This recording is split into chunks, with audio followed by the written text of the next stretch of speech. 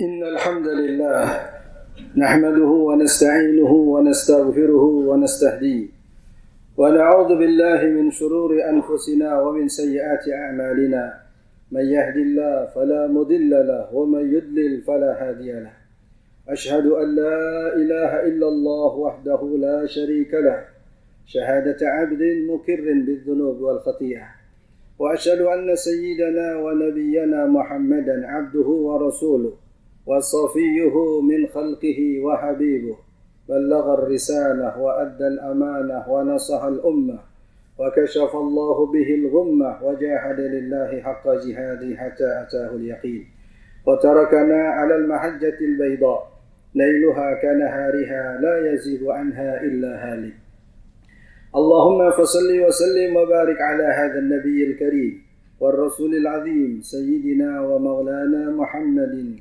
وعلى آله وصحبه ومن سار على نهجه إلى يوم الدين وبعد فيا معشر المسلمين أوصيكم وإياي نفسي بتقوى الله فقد فاز المتقون يقول الله عز من قائل ومن يتق الله يجعل له مخرجا ويرزقه من حيث لا يحتسب وقال تعالى ورتل القرآن ترتيلا وقال النبي صلى الله عليه وآله وصحبه وسلم أهل القرآن هم أهل الله وخاصته وقال الماهر بالقرآن مع السفرة الكرام البررة والذي يقرأ القرآن وهو يتتعتع فيه فله أجران صدق الله وبلغ رسول الله صلى الله عليه وآله وصحبه وسلم. Ma'asyiral muslimin, sidang Jumat yang dimuliakan Allah.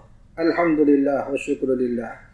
Siang hari yang mulia ini, di bulan yang mulia ini dan di tempat yang mulia ini, Allah Subhanahu wa taala takdirkan kita berada di tempat yang memang seharusnya kita berada di dalamnya. Dan itulah bahagian daripada aplikasi takwa dalam kehidupan kita. Ketika seorang ulama mengatakan at-taqwa ayyajidaka haitsu amarak wa ayyafqidaka haitsu nahak. Takwa adalah Allah menemukan kamu di tempat yang seharusnya dan kehilangan dirimu di tempat yang memang tidak sepatutnya. Salawat beriring salam kita haturkan kehadirat junjungan kita Nabi besar Muhammad sallallahu alaihi wasallam beserta para sahabat, kerabat serta pengikut beliau sampai hari kiamat kelak. Ma'asyiral muslimin, sidang Jumat yang dimuliakan Allah. Di antara tanda kemuliaan bulan suci Ramadan adalah bulan di mana Allah Subhanahu wa taala menjadikan bulan ini sebagai waktu diturunkannya Al-Qur'an. Allah Subhanahu wa taala berfirman, "Syahrul Ramadan alladzi unzila fihi al-Qur'an hudan lin-nas wa bayyinatin minal huda wal furqan." Bulan Ramadan adalah bulan diturunkannya Al-Qur'an. Di dalamnya terdapat petunjuk bagi manusia dan penjelasan atas hal-hal yang berhubungan dengan kehidupannya. Ma'asyiral muslimin, sidang Jumat yang dimuliakan Allah. Di dalam hadis Nabi sallallahu alaihi wasallam menjadikan Al-Qur'an sebagai barometer kemuliaan dan kehinaan seseorang. Dalam sabdanya beliau menyatakan, "Innallaha yarfa'u bihadzal kitabi aqwaman wa yadh'u bihi akharin." Sesungguhnya Allah Subhanahu wa taala mengangkat derajat satu kaum dengan Al-Qur'an dan menghinakan kaum yang lain juga dengan Al-Qur'an. Orang yang Allah Subhanahu wa taala muliakan dengan Al-Qur'an bukan saja kemuliaan di dunia, tapi juga utamanya adalah kemuliaan di akhirat. Pun juga demikian dengan mereka yang Allah hinakan dengan Al-Qur'an, pun juga pastinya Allah akan hinakan di akhirat dengan Al-Qur'an. Orang-orang yang Allah Subhanahu wa taala muliakan dengan Al-Qur'an ada dalam lingkaran yang pertama dan utama adalah para sahabat Nabi sallallahu alaihi wasallam. Merekalah yang mendengar langsung Al-Qur'an dibacakan dan disampaikan oleh Rasul sallallahu alaihi wasallam, kemudian membawa Al-Qur'an itu ke pelosok dunia untuk kemudian sampai kepada kita di zaman saat ini. Sehinggalah dalam literatur Islam mereka para sahabat disebut sebagai hamalatul Quran, para pembawa Al-Quran. Bukan saja membawa dengan redaksinya, dengan catatan dan tulisan yang ada di dalam mushafnya, tapi juga membawa Al-Quran dalam kehidupan mereka. Sehingga tepatlah apa yang dikatakan oleh Sayyidatuna Aisyah radhiyallahu taala anha ketika mendeskripsikan akhlak Nabi sallallahu alaihi wasallam, tidak ada kata yang lebih tepat untuk beliau nyatakan melainkan pernyataan beliau, kana khuluquhul Quran. Dan adalah Rasulullah sallallahu alaihi wasallam, akhlak beliau adalah aplikasi isi Al-Quran. Bahkan terkadang sebahagian sahabat lain juga mendeskripsikan Rasulullah sallallahu alaihi wasallam dengan pernyataan mereka, ka'annal Qur'ana yamshi ala wajhil ard, seakan-akan Al-Quran berjalan di atas muka bumi, karena memang manifestasi isinya ada dalam kehidupan Rasul sallallahu alaihi wasallam. Ma'asyiral muslimin, sidang Jumat yang dimuliakan Allah. Dalam kehidupan seorang Abu Bakar As-Siddiq radhiyallahu taala anhu yang dikenal sebagai khalifah yang pertama sekaligus sahabat Nabi sallallahu alaihi wasallam yang utama, beliaulah pendamping Rasulullah dalam perjalanan hijrah yang momen itu Allah rekam di dalam Al-Qur'an, saniyasnaini idhuma fil ghar idh yaqulu li sahibihi la tahzan innallaha ma'ana. Dan beliaulah yang sepanjang hari perjalanan hijrah menjaga, memelihara Rasul sallallahu alaihi wasallam dari kemungkinan apapun yang bisa mengganggu beliau. Sehinggalah Sayyidina Umar bin Khattab radhiyallahu taala anhu ketika pernah diperbandingkan kedudukannya dengan Sayyidina Abu Bakar, beliau mengatakan, la yaumun wa lailatun min Abi Bakrin khairun min Umar wa amali. Ketahuilah bahwa satu malam dan satu harinya Abu Bakar lebih mulia dari seluruh kebaikan Umar. Satu malam yang dimaksud adalah malam kebersamaan Abu Bakar di dalam gua Tsaur bersama dengan Rasulullah, yang momen itu Allah lekam di dalam Al-Quran. Hari yang dimaksud oleh Umar adalah hari di mana Abu Bakar mendampingi Rasulullah SAW dalam perjalanan hijrah. Terkadang beliau ada di depan Nabi, terkadang beliau ada di belakang, dan terkadang beliau ada di kanan dan kiri. Ketika Rasulullah SAW bertanya atas tingkah laku Sayyidina Abu Bakar, beliau menjawab, ya Rasulullah, kalau aku khawatir ada gangguan dari hadapan, maka aku pun cepat berada di hadapanmu. Dan jika aku khawatir ada serangan atau gangguan dari belakang, maka aku pun cepat berada di belakangmu. Ma'asyiral muslimin, sidang Jumat yang dimuliakan Allah. Akan tetapi dari semua jasa Sayyidina Abi Bakar As-Siddiq radhiyallahu taala anhu dan kontribusi beliau dalam perjuangan menegakkan kalimat la ilaha illallah, ulama mencatat di antara jasa terbesar Sayyidina Abu Bakar dan dikenang sebagai prestasi terbesar beliau adalah awwalu man jama'al Qur'an. Beliaulah orang yang pertama kali mengumpulkan Al-Quran. Mereka, para ulama, ingin selalu melekatkan seseorang dengan kemuliaannya bersama dengan Al-Quran. Begitulah juga dengan Sayyidina Umar ibn al-Khattab radhiyallahu ta'ala anhu. Walaupun beliau ada pada urutan kedua dari daftar khalifah atau khulafa ar-rasyidun, beliaulah yang menginisiasi terkumpulnya Al-Quran yang saat itu masih berserakan di berbagai media. Sehinggalah juga jasa Sayyidina Abu Bakar, Sayyidina Umar radhiyallahu ta'ala dilekatkan dengan Al-Quran. Begitulah dengan sahabat Utsman bin Affan radhiyallahu ta'ala anhu. Kalau dua pendahulu beliau telah mengambil langkah utama dan pertama dengan mengumpulkan Al-Quran, Sayyidina Utsman adalah orang pertama yang menyatukan bacaan Al-Quran. Awwalu man wahadal mushaf, orang yang pertama kali menyatukan mushaf. Sehingga sampai saat ini Al-Quran dengan rasam dan cara penulisan yang termaktub itu diidentikan dengan rasam Utsmani untuk mengekalkan jasa dan peran beliau. Padahal kita sama tahu bagaimana jasa Sayyidina Utsman radhiyallahu ta'ala anhu yang Allah rekamkan dalam peristiwa perang Tabuk yang dikenal dengan sebutan Jaisul Usrah. Perang ada dalam kondisi dan keadaan yang sangat susah. Sayyidina Utsman lah yang tampil ke depan untuk kemudian meraih apa yang Rasulullah janjikan, man jahaza jaisal usrah falahul jannah, sesiapa yang membantu penyiapan perang usrah maka baginya surga. Sayyidina Utsman tampil ke depan untuk mengambil janji Rasul sallallahu alaihi wasallam. Beliaulah yang juga cepat mengambil inisiatif untuk meraih janji Rasul sallallahu alaihi wasallam dalam hadis yang lain, man istara bi'ra rumah falahul jannah, sesiapa yang membeli sumur rumah, nama seorang Yahudi yang menjual air dari sumurnya dengan harga yang sangat tinggi kepada para sahabat, dibeli oleh Sayyidina Utsman kemudian diwakafkan kepada para sahabat. Saat itu Nabi SAW memastikan man ishtara bi'ra rumah falahul jannah, siapa yang membeli sumur rumah maka baginya surga. Sehingga itulah di antara kebanggaan Sayyidina Utsman radhiyallahu taala anhu, beliau menyatakan laqad ishtaraitul jannata marraitain, aku pernah membeli surga sebanyak 2 kali. Akan tetapi lagi-lagi dengan semua jasa dan peran beliau, di antara catatan utama dan pertama ketika ulama menulis biografi beliau dikatakan awwalu man wahhadal mushaf, orang yang pertama kali menyatukan mushaf. Ma'asyiral muslimin sidang Jumat yang dimuliakan Allah. Begitulah juga dengan orang-orang yang Allah Subhanahu wa taala muliakan dengan Al-Qur'an, bukan saja di dunia tapi juga di akhirat. Allah Subhanahu wa taala melalui lisan baginda Nabi sallallahu alaihi wasallam menyatakan ahlul Qur'an hum ahlullah wa khassatuh. Orang-orang yang pandai dengan Al-Qur'an, orang-orang yang menghafal Al-Qur'an, maka mereka itulah keluarga-keluarga Allah dan orang-orang pilihannya. Mereka-mereka ini nanti di hadapan Allah Subhanahu wa taala diangkat terus kedudukannya hingga sampai ke tahapan yang tidak dicapai oleh orang lain kecuali oleh mereka para pembawa Al-Qur'an.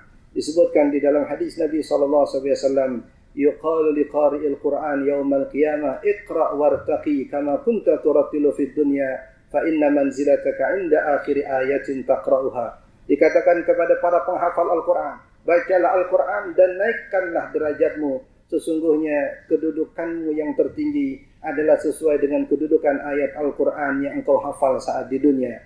Dikatakan juga di dalam riwayat adadu durajil jannah bi'adadi ayil Quran. Jumlah tingkatan dan derajat di dalam Al-Quran adalah di dalam surga adalah sejumlah ayat-ayat di dalam Al-Quran. Maka mereka yang menghafal Al-Quran 30 juz banyaknya, maka ia berada pada tingkatan surga yang tertinggi. Karena itulah pencapaian yang Allah anugerahkan kepada mereka di akhirat. Ma'asyiral muslimin sidang Jumat yang dimuliakan Allah. Akan tetapi sebaliknya ada orang-orang yang Allah hinakan dengan Al-Quran.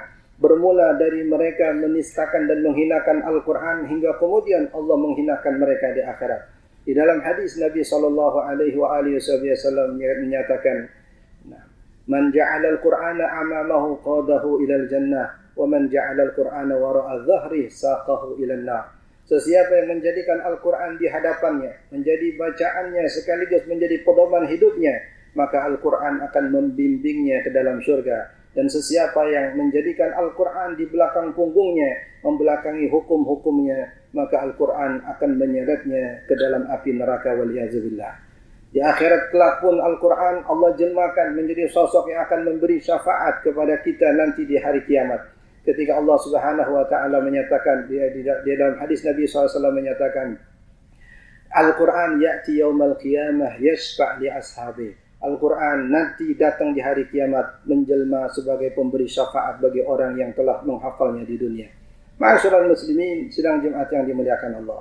Al-Quran juga menjelaskan bagaimana kehinaan mereka-mereka yang saat mereka berada di padang mahsyar, Allah Subhanahu wa taala bahkan bangkitkan mereka dalam keadaan buta.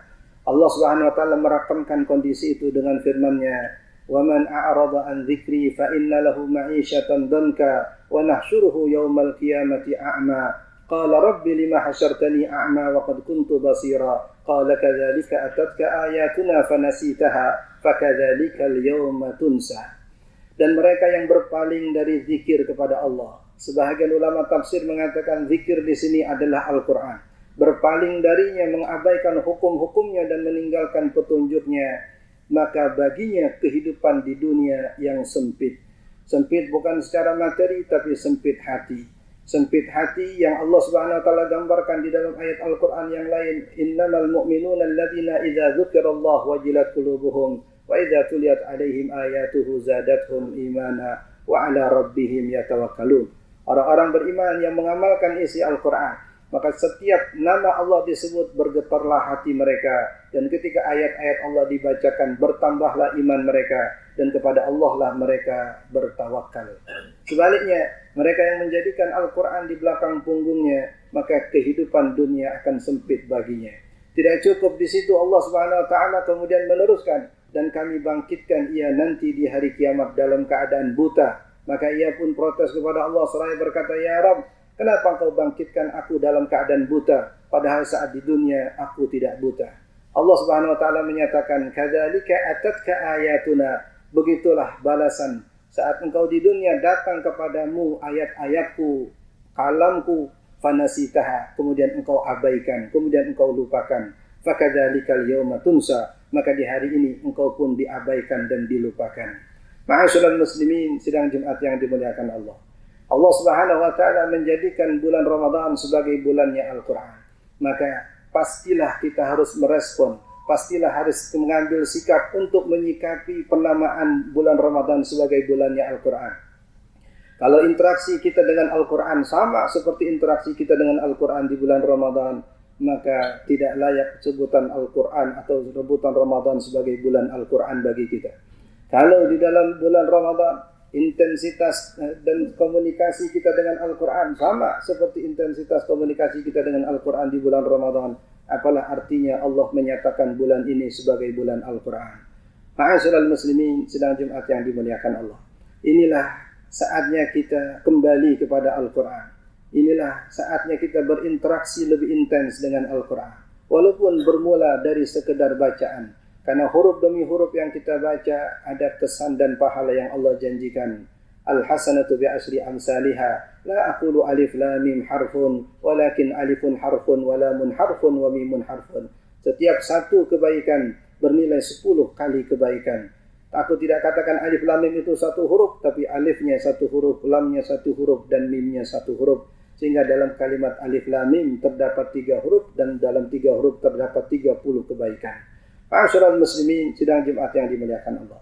Ini jika intensitas dan komunikasi kita dengan Al-Quran sekedar dengan bacaannya saja, pun juga ada nilai pahalanya. Bahkan di dalam hadis yang tadi kita bacakan, dikatakan, "Walladzi yaqra'ul Qur'an wa huwa yatata'ta'u fihi falahu ajran."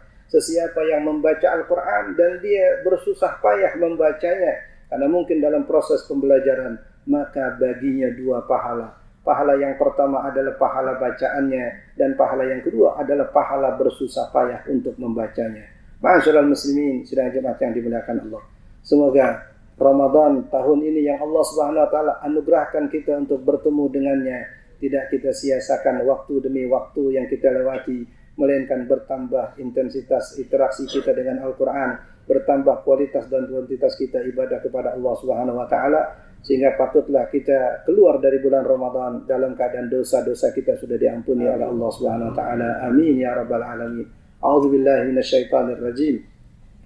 Wal 'ashr innal insana lafi khusrin illa alladhina amanu wa 'amilus salihati wa tawasaw bil haqqi wa tawasaw bis sabr. Barakallahu li wa lakum fil Qur'anil 'azim wa nafa'ani wa iyyakum bima fihi minal ayati wa dzikril hakim. Wa taqabbala minni wa minkum tilawatahu innahu huwas samiul 'alim. أقول قولي هذا وأستغفر الله العظيم لي ولكم ولسائر المسلمين والمسلمات والمؤمنين والمؤمنات فاستغفروه إنه هو الغفور الرحيم.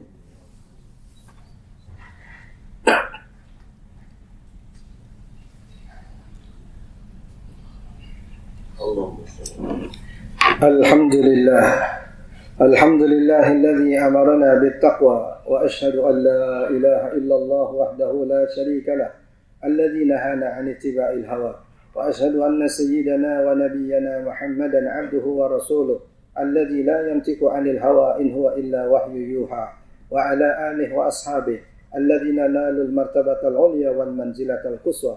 أما بعد فأوصيكم عباد الله وإياي نفسي بتقوى الله فقد فاز المتقون.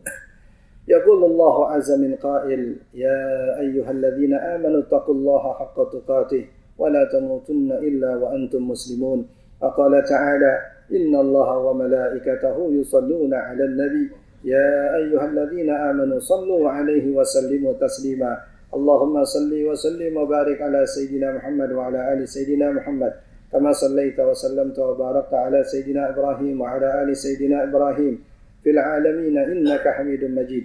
وارض اللهم عن أصحابه وقراباته وأزواجه وذرياته أجمعين وعن الخلفاء الراشدين ساداتنا أبي بكر وعمر وعثمان وعلي وعن التابعين وتابع التابعين ومن تبعهم بإحسان إلى يوم الدين وعلينا معهم وفيهم برحمتك يا أرحم الراحمين.